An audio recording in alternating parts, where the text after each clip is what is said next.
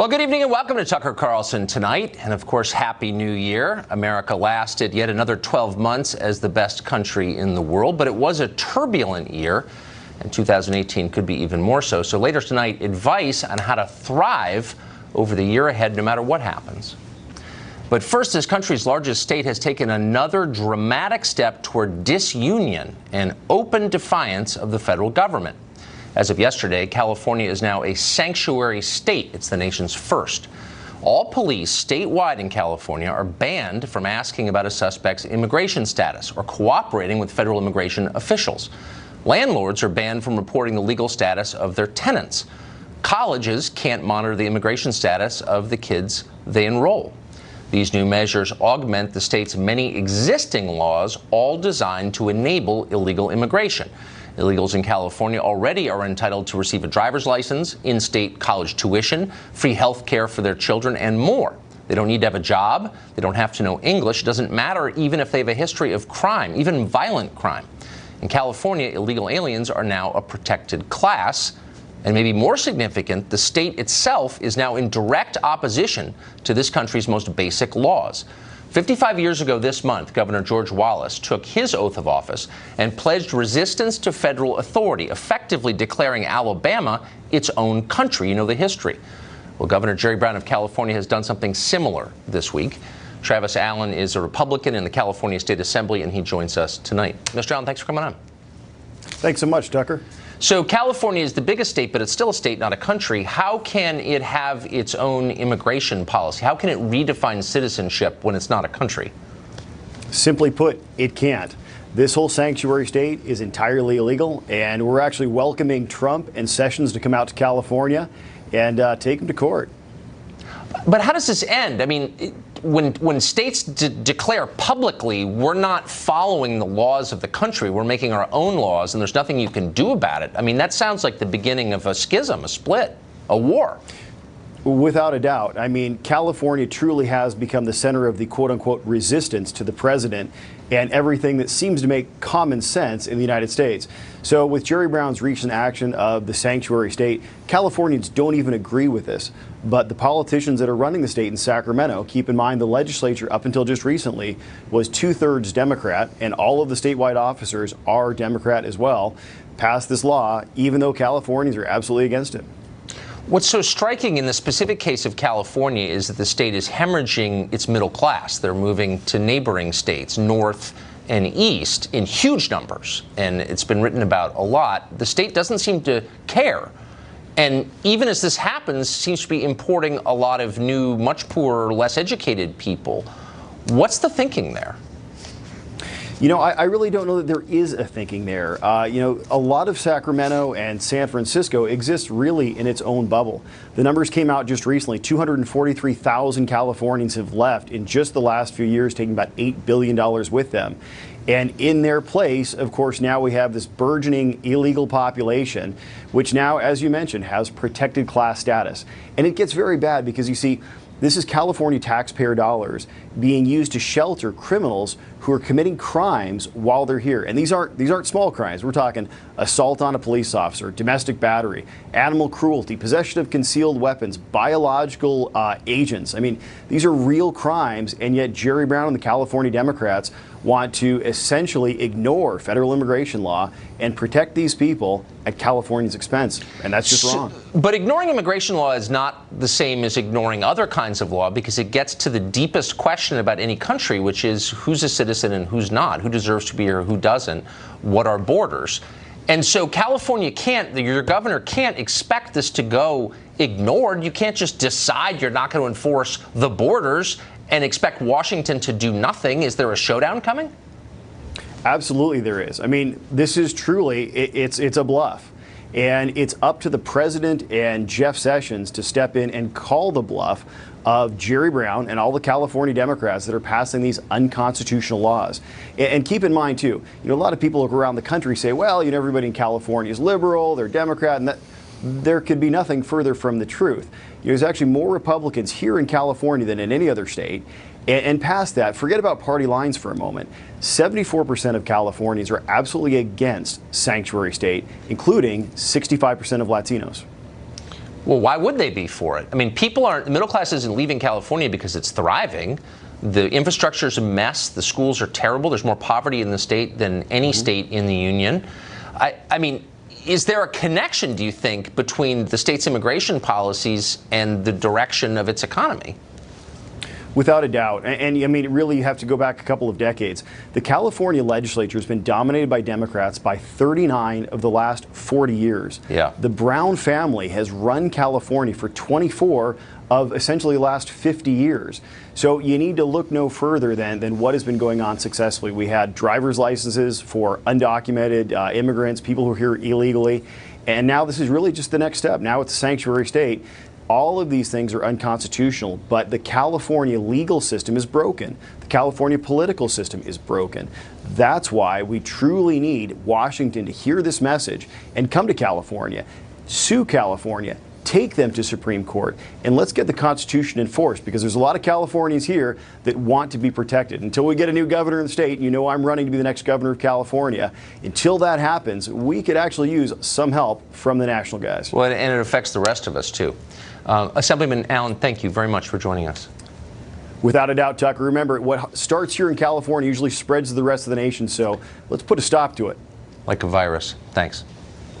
Kathy Aru is the founding publisher of Catalina Magazine, and she joins us tonight. Kathy, thanks for coming on. So you can agree or not with the new policy in California, but doesn't it give you pause that California is basically doing what southern states did 50 years ago, 60 years ago, in saying we're ignoring federal authority on states' rights grounds? We're not going to acknowledge that your law is valid. Liberals used to be against that. They're not anymore. It's quite the opposite. I mean, they're allowing the federal government to do what it's supposed to do. The state and local governments are not supposed to handle immigration and ask people for their papers. So if anything, they're giving the authority back to the federal government, not taking it into their own hands. No, because there are many specific cases where the state of California, as a matter of policy, has refused to hand over, and this law codifies it, criminals to the federal government. They are refusing to cooperate with federal law. They're saying we don't acknowledge that law is valid. And how is that different from what George Wallace said? No, it's not like that at all. And as a matter of fact, this is not the first state to become a sanctuary state. Oregon is a sanctuary state, and Oregon is one of the safest states in our union. And sanctuary states and sanctuary cities are some of the safest places to be in the United States. That's simply not true. Yes, it is. Well, South Carolina is one of the unsafest states. This has actually been studied at some length. Right. Let me ask you though, California is not one of the safest places. Its cities, in many cases, are a mess. But its economy is in tough shape, and there's more poverty in that state and more homeless people in that state than any other state. And California doesn't house 67% of all the homeless in California have no shelter. Why the emphasis on coddling people from another country when California's own citizens and residents are suffering in huge numbers? Well, these people from another country aren't exactly hurting the system in any single way. They wouldn't be here if the work and the jobs were not here.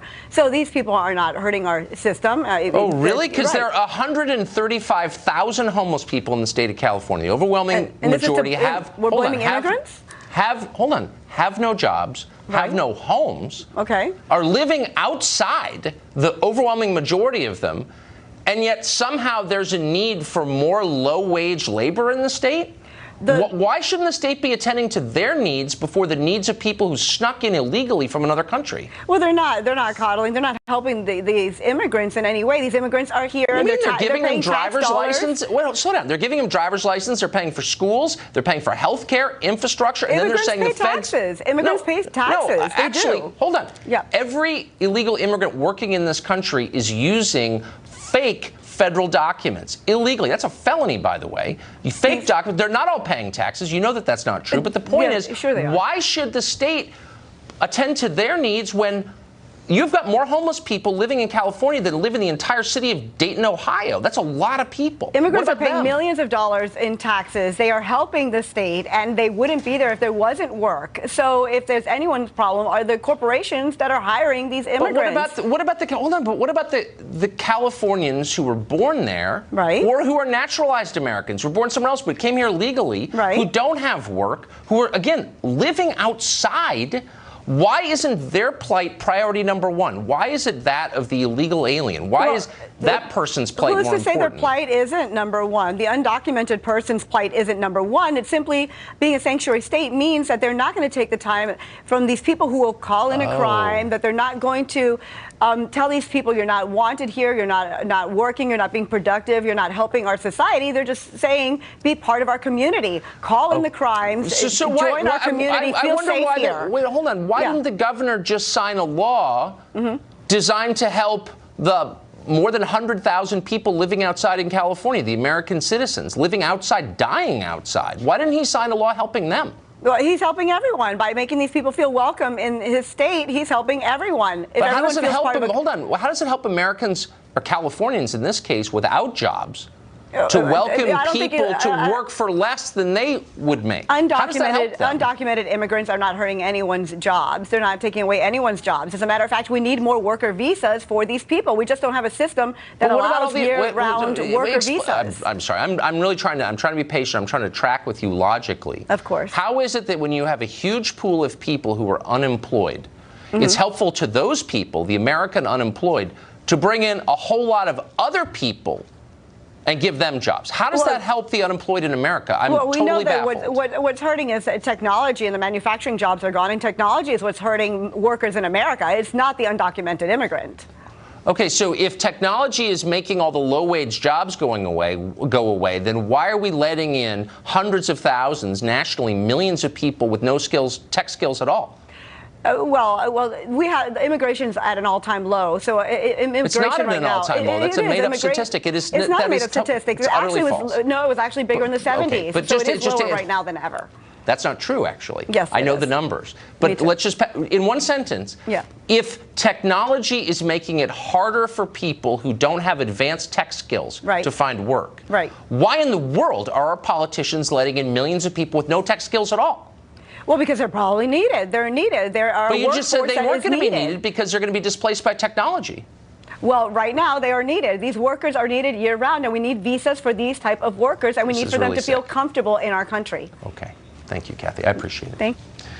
Steve Cortez worked on Donald Trump's presidential campaign on the Hispanic Advisory Council, and he joins us tonight.